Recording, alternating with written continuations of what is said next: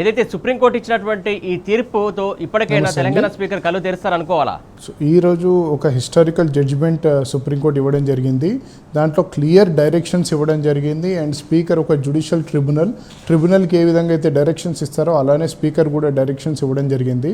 And ఎట్టి పరిస్థితులలో 3 months లోపల స్పీకర్ నిర్ణయం తీసుకోవాల్సి ఉంటుంది. మోదీ గారు, అంటే ముఖ్యంగా ఇక్కడ ఇంకొక మాట కూడా చెప్పారు. ఏదైతే జడ్జి గారు ఒక మాట అన్నారు, ఏదైతే దీనికి సంబంధించి కేంద్ర ప్రభుత్వానికి ఒక సూచనప్రాయంగా చెప్పారు, దీనిపైన చట్టం తేవాలని చెప్పి అన్నారు. ఆ చట్టం తీసుకొచ్చే పరిస్థితి కనబడుతుందా? సో అది టోటల్ పార్లమెంట్కి సంబంధించిన ఇష్యూ అండి. ఎందుకంటే పార్లమెంటరీ వాళ్ళు సూచన చేయడం జరిగింది పార్లమెంట్కి. ఎందుకంటే అసలు foundational fact of democracy spoil అవుతుంది. దీనివల్ల కేసులు డిస్క్వాలిఫికేషన్ పిటిషన్లు ఫైల్ అవుతున్న ఈ స్పీకరు తన 5 ఏళ్ల గడువులో తీసుకోవట్లేదు, నిర్ణయం తీసుకున్నందున డెమోక్రసీ అభాసపాలు అవుతుంది. సో దీని గురించి వాళ్ళు క్లియర్గా ఒక పార్లమెంట్కి సూచన ఇవ్వడం జరిగింది. ఈ స్పీకర్ వ్యవస్థకి పవర్ ఉండాలా లేకపోతే తీయాలా, దానికి ఏమైనా సవరణ చేసుకోవాలని చెప్పి సూచించడం జరిగింది. ఇప్పుడు ఒకవేళ 3 నెలల్లో స్పీకర్ నిర్ణయం తీసుకోకపోతే ఫర్దర్గా ఏం జరగబోతుంది, ఏం చేస్తారు అసలు? సో 3 months డెడ్ లైన్ ఇవ్వడం జరిగింది. 3 months లోపల ఎట్టి పరిస్థితుల్లో తీసుకోవాలి. ఒకవేళ కనుక 3 monthsలో స్పీకర్ నిర్ణయం తీసుకపోతే స్పీకర్ కంటెంప్ట్ జ్యూరిడిక్షన్కి అమినబుల్ అవుతారు.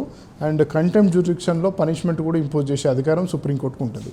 రైట్ మోదీ గారు, ఇక కంటెంప్ట్ అంటే ఏమొస్తుంది, దాని ద్వారా ఎలాంటి ఎఫెక్ట్ ఉంటుంది స్పీకర్కి, ఏంటి అసలు? ఇంతకుముందు సిమిలర్ ఒక కేసులో మనీలాల్ అనే మణిపూర్ కేసులో స్పీకర్ నిర్ణయం తీసుకోకుండా ఉన్నప్పుడు వాళ్ళకి కంటెంప్ట్ నోటీసెస్ ఇవ్వడం జరిగింది. దాన్ని కూడా స్పీకర్ పట్టించుకోకపోతే ఫైనల్గా సెంట్రల్ గవర్నమెంట్కి డైరెక్షన్ ఇచ్చి మీరు రావాలి, హాజరవ్వాలని చెప్పి సుప్రీంకోర్టులో హాజరుపరచడం జరిగింది. హాజరుపరిచిన తర్వాత అప్పుడు స్పీకర్ ఇంప్లిమెంట్ చేయడం జరిగింది. సో దీనికి ఇంప్లిమెంటింగ్ అథారిటీ వాళ్ళు ఇంప్లిమెంట్ ఎట్టి పరిస్థితులలో చేయాలి. అండ్ ఒకవేళ కనుక స్పీకర్ 3 monthsలో చేయకపోతే రాజేంద్ర సింగ్ రాణా కేసులో ఏ విధంగా అయితే సుప్రీంకోర్టు డెసిషన్ తీసుకుందో సుప్రీంకోర్టు ఎమ్మెల్యేలు అందరినీ డిస్క్వాలిఫై చేసే పవర్ సుప్రీంకోర్టుకి అండర్ ఆర్టికల్ 142 ఉంటుంది. సో ఆ స్టెప్ కూడా సుప్రీంకోర్టు తీసుకుంటుంది. రైట్, ఇప్పుడు ఒకవేళ అంటే ఇప్పటికు దాదాపు 14 నెలలు గడిచిందండి ఇక్కడ స్పీకర్ నిర్ణయం తీసుకోక ఇలాగే తాసారం చేసుకుంటూ వచ్చారు. ఇప్పుడు ఇంకా మరో 3 నెలలు అవకాశం ఇచ్చారు. ఆ 3 నెలలు గడిచేదాకా వెయిట్ చేస్తారనుకోవాలా? ఒకవేళ చేయకపోతే అసలు ఆయన నిర్ణయం తీసుకోవాలనుకుంటే ఇప్పటికి ఎప్పుడో తీసుకునే వాళ్ళు, అంటే అలాంటి పరిస్థితి వస్తుందనుకోవాలా రాదనుకోవాలా మనం ఇప్పుడు?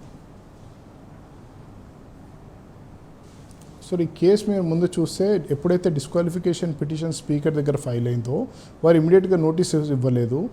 రెడ్ పిటిషన్ ఫైల్ చేయడం జరిగింది. స్పీకర్ నోటీసెస్ ఇవ్వట్లేదు అని, ఎందుకంటే రూల్ బుక్లో క్లియర్గా ఉంది 7 రోజులు ఫైల్ చేసిన 7 రోజులలో నోటీసులు ఇవ్వాలి అని క్లియర్గా ఉంది. 7 రోజుల్లో నోటీస్ ఇవ్వకపోవడంతో హైకోర్టు సింగిల్ జడ్జి దగ్గరికి ఆశేయడం జరిగింది. అండ్ సింగిల్ జడ్జి తీర్పుని తప్పుపడుతూ వాళ్ళు ప్రభుత్వం అండ్ స్పీకర్ సెక్రటరీ వాళ్ళు డివిజన్ బెంచ్కి వెళ్ళడం జరిగింది. డివిజన్ బెంచ్ లేదు, స్పీకర్కి అధికారం ఇవ్వద్దు, స్పీకరే రీజనబుల్ టైంలో చేయాలి అంటే దాన్ని వ్యతిరేకిస్తూ ఎస్ఎల్పీలు దాఖలు చేయడం జరిగింది. అండ్ రిట్ పిటిషన్ కూడా ఫైల్ చేయడం జరిగింది. సో రిట్ పిటిషన్ ఎప్పుడైతే ఫైల్ అయ్యి సుప్రీంకోర్టుకు వచ్చిందో సుప్రీంకోర్టు ఎప్పుడైతే సీరియస్గా మ్యాటర్ వింటుందో వాళ్ళు అప్పుడు నోటీసెస్ ఇవ్వడం జరిగింది. అంటే 7 months ల్యాప్స్ ఉంది. అది కూడా సుప్రీంకోర్టు జడ్జిమెంట్లో పేర్కోవడం జరిగింది. ఇంత ల్యాప్స్ ఉంది, స్పీకర్ ఇనార్డినేట్ డిలే పెట్టారు, సో మేము అయినా కూడా ఒక ఛాన్స్ ఇస్తాం స్పీకర్కి, ఎందుకంటే స్పీకర్ పరిధిలో ఉంది కాబట్టి స్పీకర్ డెసిషన్ తీసుకోవాలి కాబట్టి ఒక ఛాన్స్ సుప్రీంకోర్టు స్పీకర్కి ఇవ్వడం జరిగింది. ఇప్పుడు 3 months చూస్తుంది. 3 monthsలో ఒకవేళ డెసిషన్ తీసుకోలేదు అంటే సుప్రీంకోర్టు కూడా సుమోటోగా డెసిషన్ తీసుకునే పవర్ సుప్రీంకోర్టుకు ఉంటుంది.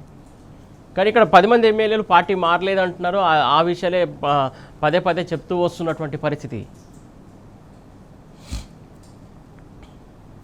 దీంట్లో ఫస్ట్ మీరు ఒక ఎమ్మెల్యే చూసుకుంటే ఆయన అయితే బీఆర్ఎస్ బీఫామ్ మీద గెలిచి కాంగ్రెస్ బీఫామ్ మీద ఎంపీకి పోటీ చేశారు.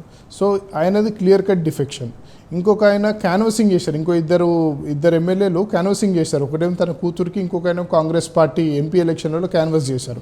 వాళ్ళు బహిరంగంగానే కండువాలు కప్పుకుని వాళ్ళు క్యాన్వస్ చేయడం జరిగింది. అది కూడా ఓపెన్ అండ్ షట్ కేసు, అది డిస్క్వాలిఫికేషన్ ఇన్కర్ అవుతారు. మిగతా 7 మంది ఎమ్మెల్యేలు మేము ఎప్పుడు వెళ్ళలేదు కలవలేదు అంటున్నారు, కానీ వాళ్ళు కండువాలు వేసుకుని ముఖ్యమంత్రిని కలవడం జరిగింది. అండ్ వాళ్ళు అసెంబ్లీ ప్రొసీడింగ్స్లో ట్రెజరీ బెంచ్లో కూర్చున్నారు. సో చాలా ఎవిడెన్స్ ఉంది వాళ్ళకి అగేన్స్ట్గా. వాళ్ళు కండువాలు కప్పుకున్నారు, కలిశారు, వాలంటరీగా బీఆర్ఎస్ సభ్యత్వానికి వాళ్ళు గివప్ చేయడం జరిగింది. ఇవన్నీ ఎవిడెన్స్లు మేము సుప్రీంకోర్టులో వేసాము. సుప్రీంకోర్టు ఇవన్నీ చూసిన తర్వాతనే స్పీకర్కి 3 months గడువు వేయడం జరిగింది. అంటే ఈ నేపథ్యంలో ముఖ్యంగా ఏదైతే ఈ ఇద్దరు ముగ్గురు ఎమ్మెల్యే పైన వేటు వేసి మిగతా ఎమ్మెల్యేలను సేవ్ చేసే పరిస్థితి ఒకవేళ స్పీకర్ చేస్తే ఫర్దర్గా ఎలా ఉంటుంది అనుకోవాలి? సో స్పీకర్ ఇచ్చిన డెసిషన్ని త్రీ పారామీటర్స్ హైకోర్టులో జ్యుడిషియల్ రివ్యూ చేసుకోవచ్చు అండి. ఒకవేళ అది కాన్స్టిట్యూషనల్ ప్రొవిజన్స్కి వైలేటివ్గా ఉన్నా, లేకపోతే దాంట్లో ఒకవేళ principles of natural justice violate అయినా, లేదు పర్వర్సిటీ ఉన్నా, ఈ మూడిట్లో ఏ ఏ ఏ ఏ యాంగిల్లో ఒకవేళ స్పీకర్ డెసిషన్ ఈ మూడిట్లో ఏ ఒక్క దాంట్లో షార్ట్ ఫాల్ అయినా కూడా హైకోర్టులో జ్యుడిషియల్ రివ్యూ చేయొచ్చు. And high court first appellate court కాబట్టి హైకోర్టు సుదీర్ఘ విచారణ చేపట్టడం జరుగుతుంది.